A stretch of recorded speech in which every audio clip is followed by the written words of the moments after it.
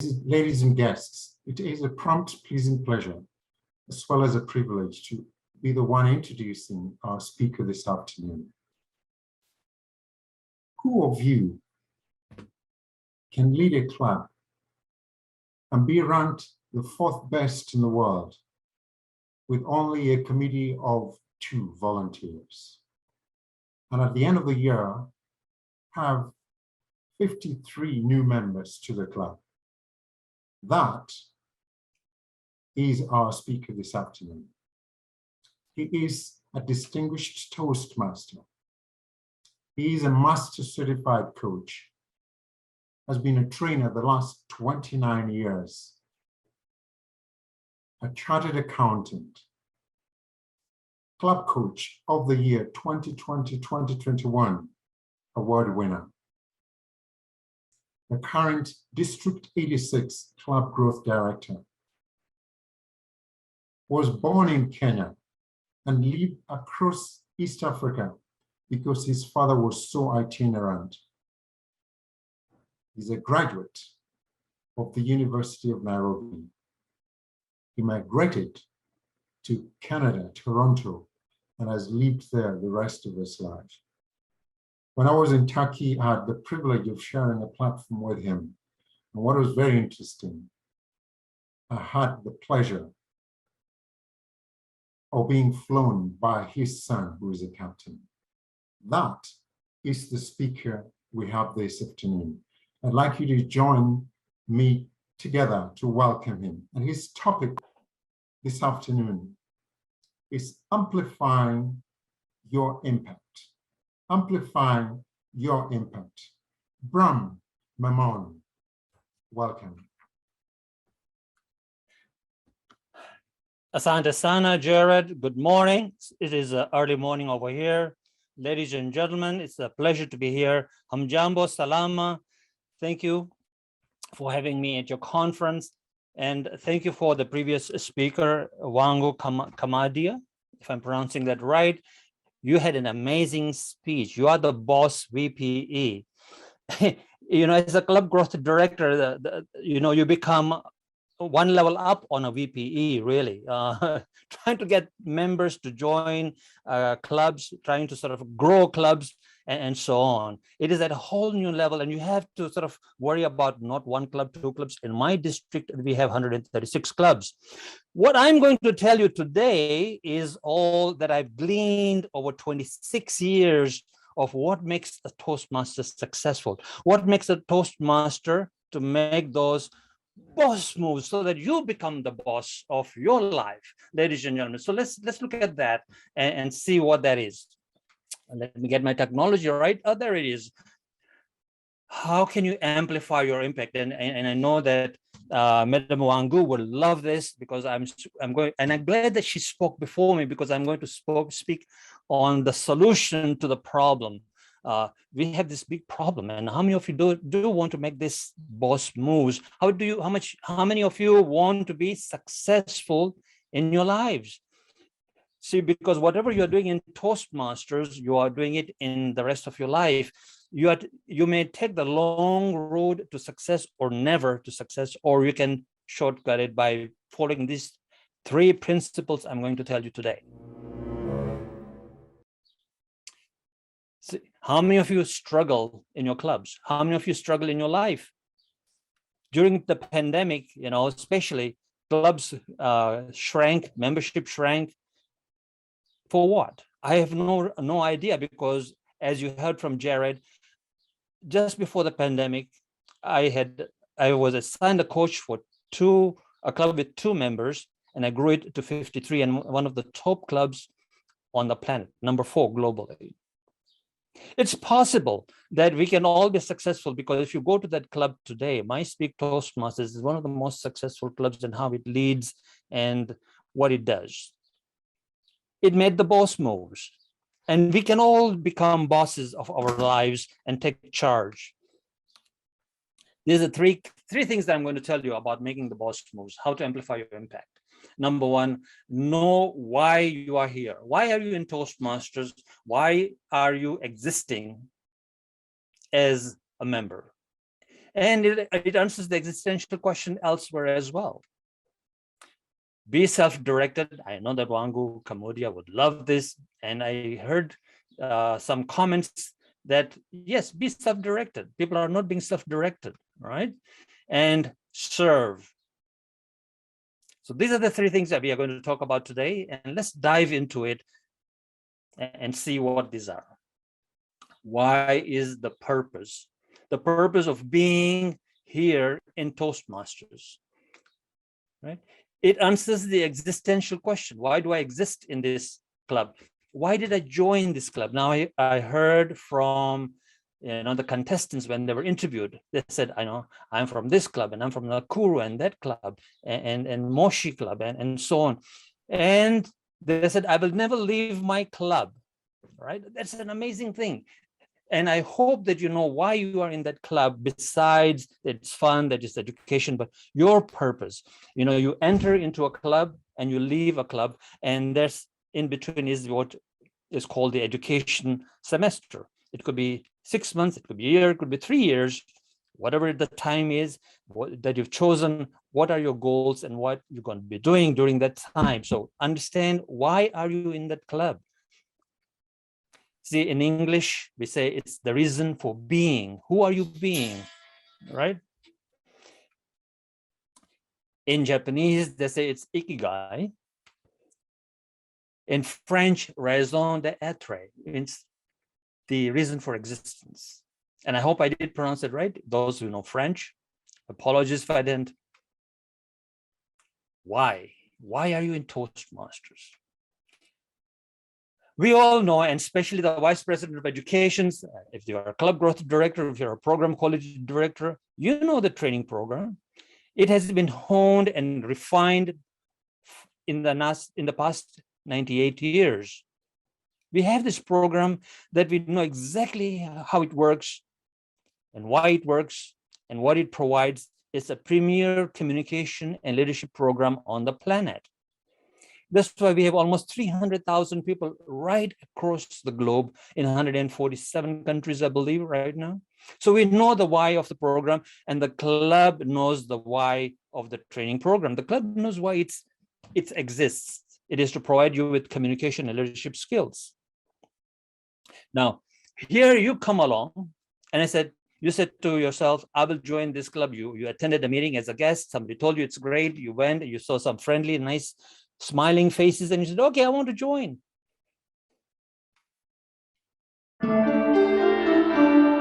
There's this zone of magic of your and the training program as to what is your why. Besides the smiling faces, and besides, the friendly environment, besides standing up and being able to speak, what exactly is your why? Why do you exist? Do you know your why? Do you know your purpose for being in this club? Do you know the purpose of when you came in and when you will exist? Eventually you will exist. We don't want you to be here forever. I tell that to our members. We don't want you to be here for 26 years. I've been a member for 26 years, but I've been a member for about 10, 11 different clubs. And I move and I keep learning, and I grow, and I make my game bigger and bigger all the time. Others, I would be bored and I would quit as well. So I know my why, precisely why I'm here. And every few years I say, okay, I will leave Toastmasters unless I can play a bigger game. And I reinvent myself within Toastmasters. So I know my why every few years. Do you know your why? So when you know your why, what happens is that magic begins to unfold. And that zone of magic is what keeps you in the club and keeps you engaged. It's very, very important for engagement. As we heard from Wangu, our previous speaker, engagement is the problem. A survey by one of the top leadership gurus who is my mentor, said this, and in his book as well, that 80% of the people on the planet are not, 80% of the people on the planet in organizations and everywhere else are not engaged. You heard that right. They are not engaged in their organizations because they lack the why. Why am I here? What am I doing? And do I fit in with the why of the training program? Do I fit in with the why of the club, the purpose that they are providing the training program. The zone of magic is very, very important for you to stay in the program and be dedicated and turn up and show up and make those boss moves, right? 2 is self-directed. Now, ladies and gentlemen, in the modern world where, you know, there's so many distractions in our lives, so many that it's just about impossible.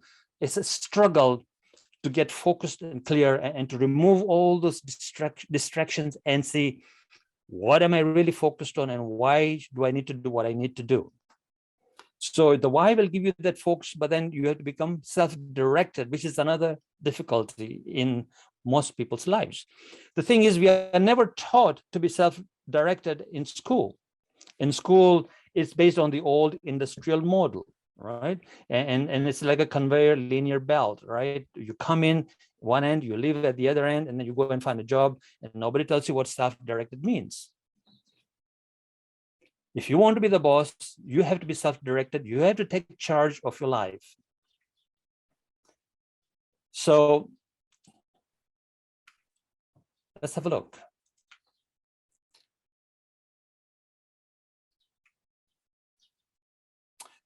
The thing is, when you're self-directed, ladies and gentlemen, it gives you the ability to set direction.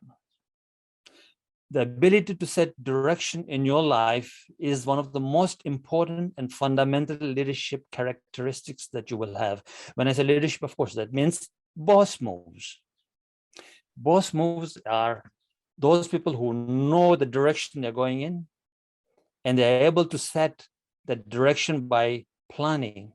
They're goal-oriented, right? They will plan, they will prepare, they'll practice, and then they will come to the club and they will present.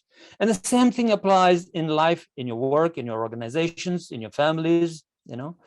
There has to be a planning. You have to understand that where you're going and where you will be eventually end up. So here's the one of those big things is that people fail to use the calendars. Now, everyone has a cell phone, right? These days, most of us do. And in this cell phone, we all have a calendar. If you have a written calendar, so let it be. Make sure that you use your calendar correctly for your goal-oriented tasks. For me, my club meets, it's going to meet in an hour and a half's time, and it'll be a 2-hour meeting. That slot on Saturday mornings in my club, it's morning over here. What I have is, I have marked down those 2 hours as I will be at the club. So I'm not anywhere else. It's not like I will try to be at the club or I may be at the club. I will be at the club because it's in my calendar and there's nothing else that will take its place. Right? This being goal-oriented, it's like planning. And then I know the speeches I'm going to do and what I'm going to do next week, the week after, and the week after that. Now, of course, I'm referring to Toastmasters only currently, but it is the same in your life outside. You have to be goal-oriented outside in your life as well, right? If you are not goal-oriented in your life, if you're not self-directed, do you know where you're going? Do you know where you will end up? I know times are uncertain and things change very rapidly. So the goals have to be flex goals as well. But there is a direction to it, right?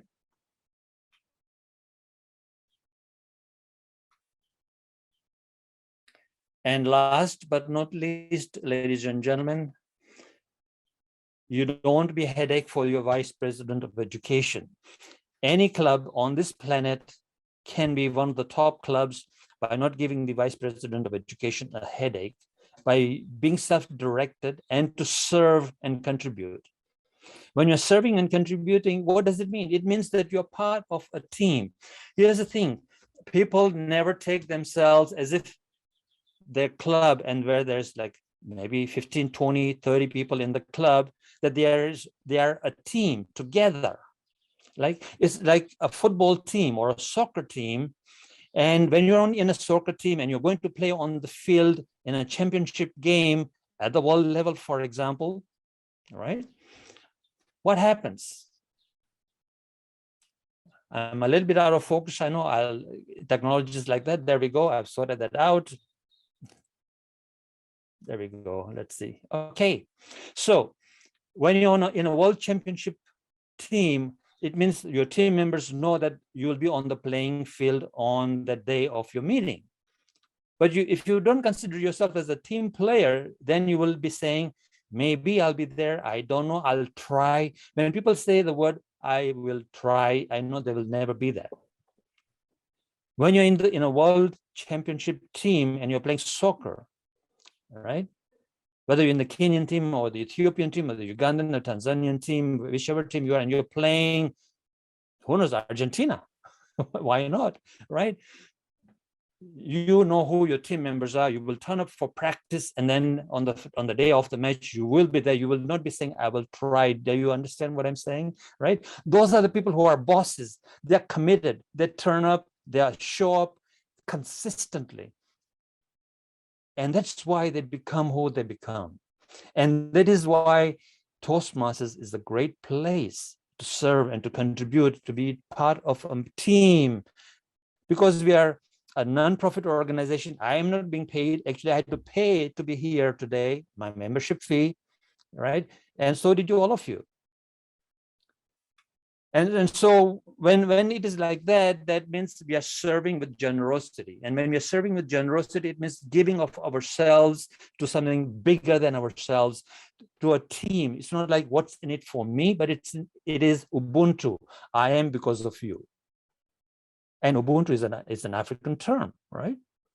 And so we know it. So let's apply our African heritage, Ubuntu.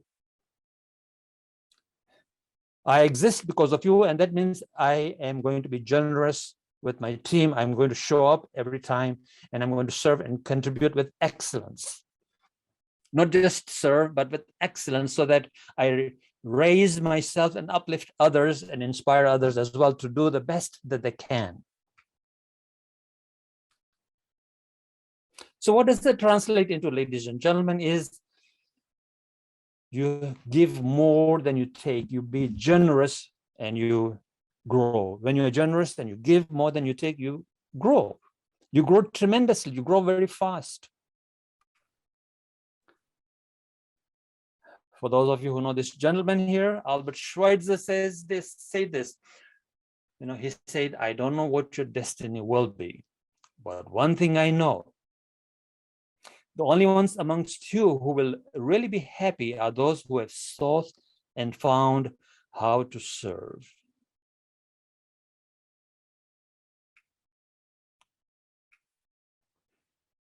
Gandhi said the same thing. In different words, the best way to find yourself is to lose yourself in the service of others. When you begin to lose yourself in the service of others, you find that existential question. So all these things are interconnected. Why? Self-directedness and to serve. And when you begin to serve others and you find yourself, what does it mean actually? It's really a mindset of abundance. It's a positive mind. It's the mind that you have trained that is not only inspired by itself, but it has the ability to inspire others in your team. You have to think of it as, I am part of a team. A club is always a team. And how am I going to serve my team? Because the team is going to serve me. For example, right now I'm being served by Jared. I'm being served by the timekeeper. You know, he's looking at his clock and he's going to make sure that we all end up on time, right? And there's so many other people here who are serving so that I can speak. There's Sergeant at Arms, there's Zoom masters, there's so many people there are in control of this meeting so that I can stand here today and we can talk and have a conversation. And they are not being paid. They're serving. And serving is the highest form of being human, being present, being somebody that knows that you can inspire others and that you're inspired yourself. That comes out in your service. It's a mindset of How can I serve? How can I bring excellence to the club? Excellence means team members. You know the 4 values, right, of Toastmasters. If you put in the chat, what are the 4 values of Toastmasters? Does anyone even know those? Let's see if you put that in the chat. Okay. I know people try to remember it as RISE, but it's IRSE. That is the right way. Integrity, yes. Service, some of you do know. So it is integrity, respect, service, and excellence. And service and excellence is what I just talked about, 2 of our values, right? As a Toastmaster. Thank you very much. Yes, somebody's got that all right. Ali Shabazz, of course, our international director. Thank you, Ali Shabazz. Thank you for that. So, ladies and gentlemen, serve is a sought after leadership trait. It's a boss move trait, and you will be somebody who really makes a difference and an impact in the world. You know, you have this agenda on, you know, your roles in a meeting, you have speeches to do, and so on, and you are all serving, just like I mentioned. You know, people here are here right now serving at the district level, and at the club level, they're all serving with all those things that happen at the club level. You are all part of a team. Outcome number 1, what are the outcomes for being what I just said, is that you speak with confidence and conviction, right? That's credibility. Number 2 outcome is you are able to articulate your thoughts and ideas into a message that makes an impact, which is critical thinking. And number 3, ladies and gentlemen, I see the red light on. I've got a clock glowing on my screen as well. You are able to inspire, influence, and inform. And lastly, you are able to motivate, persuade, and negotiate. And this is why you want to be in Toastmasters, ladies and gentlemen, is to show up and to know your why, you're self-directed, and you serve with your heart and soul. And that will give you the boss moves, and you will be the boss of your life, and you will be in charge. Back to you, Mr. Toastmaster.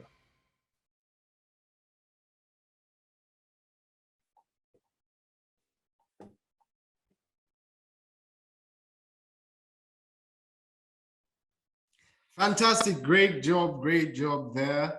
And I would like to appreciate the informative session that we just had. Let me invite Jared Ouko for a simple and a brief debrief as we move on. We just have 1 minute left. Over to you, Toastmaster Jared Ouko, DTM. Thank you very much, and thank you so much, Brahm. And members, I can't package it in any better way than he has done it. I'm reminded of a leader who went into a seminary, and a lot of people came for the seminar, and he dressed to serve, and he served everybody.